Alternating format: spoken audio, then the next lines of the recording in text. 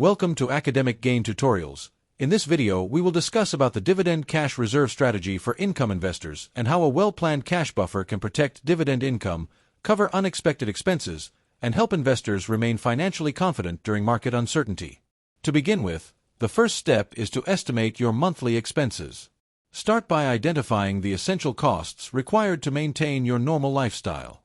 These may include housing, groceries, utilities, transportation, healthcare, insurance, debt payments, phone bills, and other necessary household expenses. Once these costs are listed, calculate the total amount needed each month. This monthly figure becomes the foundation of the cash reserve strategy. For example, if your essential monthly expenses equal $3,000, then you know that 1 month of financial support requires $3,000 in available cash. It is generally useful to focus on essential expenses rather than optional spending, because the main purpose of a cash reserve is to protect financial stability during emergencies or temporary income disruptions. Next, set a clear reserve target. Decide how many months of essential expenses you want to keep as a safety buffer. Some investors may begin with 3 months, while others may prefer 6 months or even 12 months, depending on their financial responsibilities, income stability, health needs, and tolerance for risk. For instance, an investor with stable employment and several reliable income sources may feel comfortable maintaining a smaller reserve. On the other hand, a retiree, self-employed investor, or person who depends heavily on dividend payments may prefer a larger reserve. The target should reflect personal circumstances rather than following one fixed number for everyone. After selecting the number of months, calculate the total reserve amount. The formula is straightforward. Multiply your monthly essential expenses by the number of months you want in the buffer. For example, if your monthly expenses are $3,000 and you want 6 months of protection, your target cash reserve would be $18,000. Similarly, a 3-month reserve would equal $9,000, while a 12-month reserve would equal $36,000. This calculation provides a specific savings goal and helps investors measure progress instead of simply saving without a defined target. After that, choose where to hold the cash reserve. The reserve should generally be kept in safe, liquid, and easily accessible places. Possible options may include a bank account, a high-yield savings account, short-term treasury bills, or a suitable money market fund. The main priorities are safety, liquidity, and accessibility rather than maximizing investment returns. Although it may be tempting to invest the reserve in high-yield stocks or volatile assets, doing so could create additional risk. If the market falls at the same time that the cash is needed, the investor may be forced to sell at a loss. Therefore, emergency reserve money should normally remain separate from the long-term investment portfolio. Furthermore, investors should review the rules and risks of the account where the reserve is held. Some accounts may limit withdrawals, require minimum balances, charge fees, or experience small changes in value. The reserve should be placed somewhere that allows timely access without significant penalties or unnecessary complexity. Then, build the reserve gradually. It is not always necessary to reach the complete target immediately. Investors can contribute a fixed amount each week or month until the required level is achieved. Regular contributions may come from salary, business income, savings, bonuses, or a portion of received dividends. For example, an investor targeting $18,000 could contribute $500 per month and gradually reach the goal over time. During this period, unnecessary expenses may be reduced, and additional income may be directed toward the reserve. The important point is to maintain a consistent saving habit. At the same time, investors should decide how to balance reserve building with dividend reinvestment. During the early stages, part of the dividend income may be redirected into the cash buffer instead of being fully reinvested. Once the reserve reaches the desired target, more dividends may again be used to purchase additional investments. This balance can protect the portfolio because an investor without a cash reserve may be forced to sell dividend stocks during a market downturn. By keeping enough liquid cash available, the investor may remain invested and allow the portfolio more time to recover. Once the reserve has been established, use it strategically. The cash buffer should be reserved for genuine needs such as unexpected medical costs, emergency home repairs, urgent transportation expenses, temporary job loss, reduced business income, or significant dividend cuts. It may also be useful during market downturns when investment income becomes less predictable. Instead of selling quality investments at depressed prices, the investor can temporarily use the cash reserve to cover necessary expenses.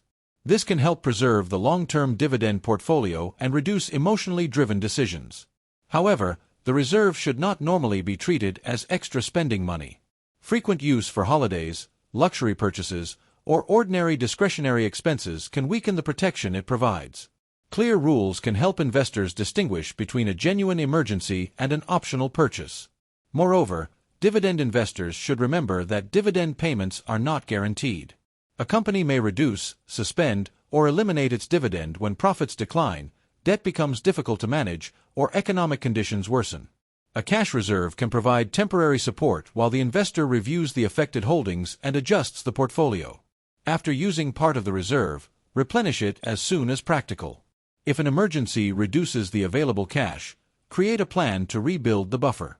This may involve redirecting dividends, increasing monthly savings, reducing optional expenses, or using additional income until the original target is restored. For example, if an $18,000 reserve falls to $12,000 after an emergency, the investor should identify the $6,000 shortfall and establish a realistic rebuilding schedule. Restoring the reserve helps return the financial plan to its intended level of protection. Meanwhile, avoid rushing to rebuild the reserve in a way that creates additional financial pressure. The recovery plan should be sustainable and should not cause high-interest debt or missed essential payments. Discipline and patience are important because rebuilding financial security may require several months. In addition, review and adjust the reserve regularly. Monthly expenses may change because of inflation, housing costs, medical needs, family responsibilities, or lifestyle changes. A reserve that was sufficient several years ago may no longer provide the same level of protection. For this reason, investors should recalculate essential expenses at least periodically and update the reserve target when necessary. If monthly costs rise from $3,000 to $3,500, a 6-month reserve would need to increase from $18,000 to $21,000. Income stability should also be reviewed. A person approaching retirement may need a larger buffer than someone with secure employment and multiple income sources. Likewise, an investor whose portfolio becomes concentrated in a few high-yield companies may face greater income risk and may benefit from a larger cash reserve. At the same time, consider inflation when evaluating the reserve. Inflation gradually increases the cost of everyday goods and services. Therefore, the cash target may need to rise over time even if the investor's lifestyle remains mostly unchanged. The key calculation shown in this strategy begins with monthly expense need, which equals total essential expenses. The reserve amount then equals monthly expenses multiplied by the selected number of buffer months. A larger buffer may provide more flexibility during income disruptions, although holding excessive cash can also reduce long-term growth potential.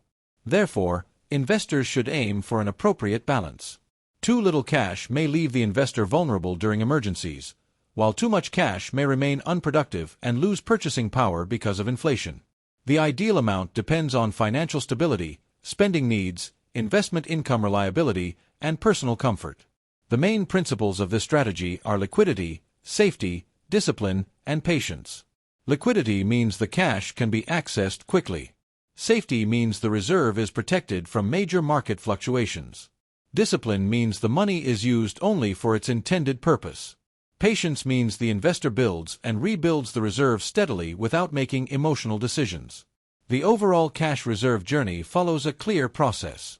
First, plan the reserve by identifying expenses and choosing a target. Next, save cash regularly until the required amount is reached. Then, use the reserve to protect dividend income and avoid unnecessary investment sales. After that, rely on the buffer when genuine emergencies occur.